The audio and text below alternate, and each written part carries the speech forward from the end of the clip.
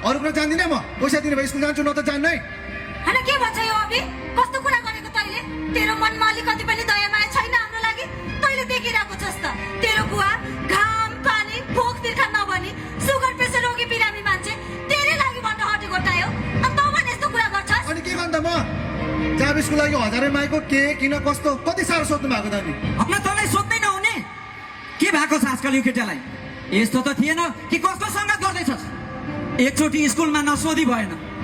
रुवान भने कति ज्ञानी छ यो चाहिँ जहिले ठाठाडै मुख लाग्छ त हेर्नुहोस् है मलाई अरूसँग नताच्नुहोस् है म रुवान होइन ऊ त्यसो के होस् मलाई के को मतलब त्यसो भए मेरो साथीको बाउआमाले पनि मेरो साथीहरूलाई जे भने त्यही जस्तो भने त्यही किनिदिन्छ आफ्नो भन्छ एउटै लुगा एउटै जुत्ता घुम्न जान पनि लाज चाहिँ मर्दो हेर बाबु तेरो साथीहरूको बाबाआमाको हुने खाने छन् र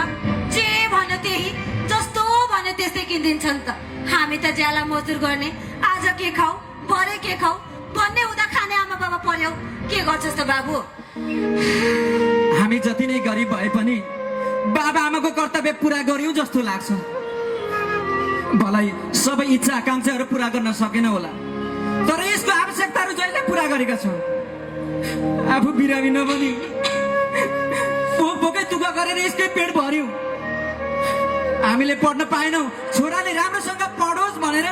जेला मजदुरी गरेर भए पनि पढायौं छोराछोरी जन्माएपछि त बाउआमाको कर्तव्य नि कि जन्मै नदिनु म रोगी भएर किन चाहिँ मरिन छु भनेको त आज यही दिन देख्नलाई रहेछ म ढलिहालेँ भने यसको हालत के हुन्छ भनेर रात दिन पिर हुन्थ्यो आखिर भएको एउटै सन्तानले पनि बाबा आमाको दुःख बुझ्दैन भने अब मैले बाँचेर के गर्ने के बोल्नु भएको तपाईँ त्यस्तो मुखमा जे आए त्यही नबोल्नुहोस् त कहिले काहीँ त बोलेको कुरा पुरा हुन्छ भन्छ छोराले त ढङ्ग टिपेन अनि तपाईँ पनि यस्तो कुरा गर्नुहुन्छ अनि के जसको लागि सारा जीवन दियौं त्यसैको गुण लागेर होला आज उसैले नै रुवाउँदैछ त म त चल्दै गई अबे ठिक छ तँलाई जति लाग्छ दिउला आखिर नदिने भनेको पनि त छैनौ